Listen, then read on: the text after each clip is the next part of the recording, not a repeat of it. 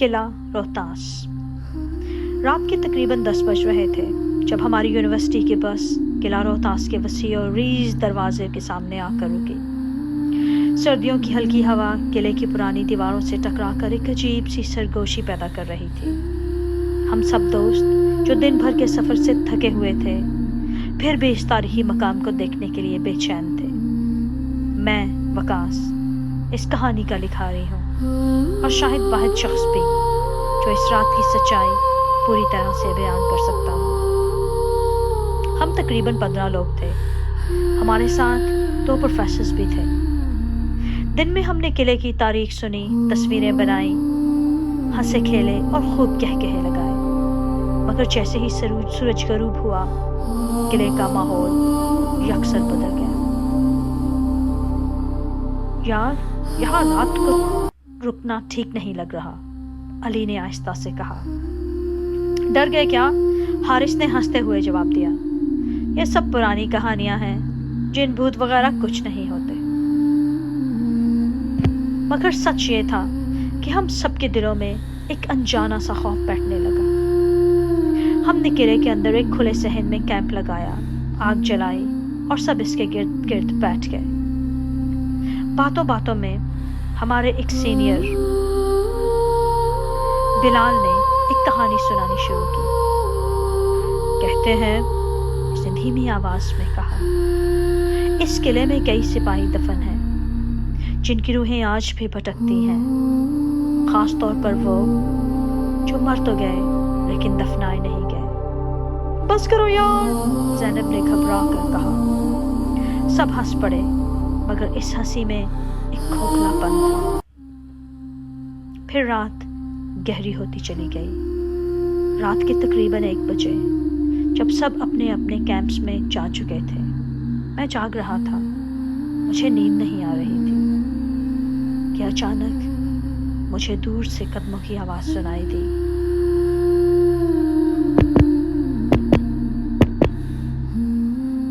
میں نے خیمے سے باہر جھانکا، وہاں کوئی نہیں تھا۔ میں نے خود کو سمجھایا کہ شاید میرا وہم ہے، مگر پھر وہ آواز آئی۔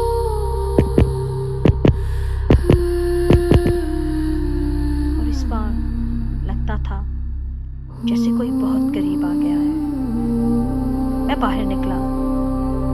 قلعے کی دیواروں پر چاندنی پڑ رہی تھی اور ہر چیز دھندلی سی لگ رہی تھی۔ اچانک مجھے 2 سائے نظر آئے، علی اور حارث۔ تم لوگ یہاں کیا کر رہے ہو؟ میں نے پوچھا۔ یار بس تھوڑا گھومنے نکلے ہیں، حارث نے مسکرا کر کہا۔ تم بھی آ جاؤ۔ مجھے عجیب سا لگا، مجھے ایسے لگا جیسے ان کی آنکھوں میں خالی پن تھا، جیسے وہ خود نہ بول رہے ہوں، کوئی انہیں بلا رہا ہو۔ نہیں، میں واپس جا رہا ہوں، میں نے کہا۔ اچانک علی نے میرا بازو پکڑا اور زور سے کھینچا۔ وہ چلو یار، اس کا ہاتھ برف کی طرح ٹھنڈا تھا۔ آؤ ہمارے ساتھ۔ میں نے جھٹکے سے اپنا ہاتھ چھڑایا اور بھاگ کر اپنے کیمپ میں واپس آ گیا۔ وہ رات بڑی مشکل سے گزری۔ صبح جب سب جاگے تو ایک عجیب سی ہلچل مچی ہوئی تھی۔ علی اور حارث کہاں ہیں؟ کسی نے پوچھا۔ ہم نے پورا قلعہ چھان مارا، ہر کمرہ، ہر راہداری، مگر ان کا کوئی نشان نہیں ملا۔ ہمارے پروفیسرز نے فوراً مقامی انتظامیہ کو اطلاع دی اور تلاش شروع ہو گئی، مگر جیسے جیسے وقت گزرتا گیا امید کم ہوتی چلی گئی۔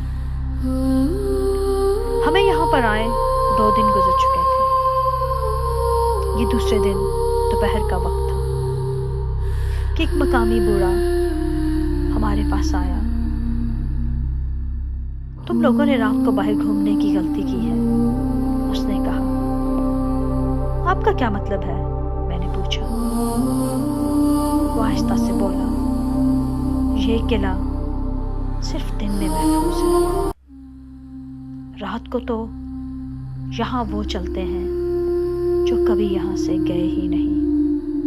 میرے جسم میں سرد لہر دوڑ گئی۔ میں نے اسے رات کا واقعہ سنایا۔ بوڑھے نے گہری سانس لی اور کہا، تم بچ گئے ہو، ورنہ وہ تمہیں بھی ساتھ لے جانے والے تھے۔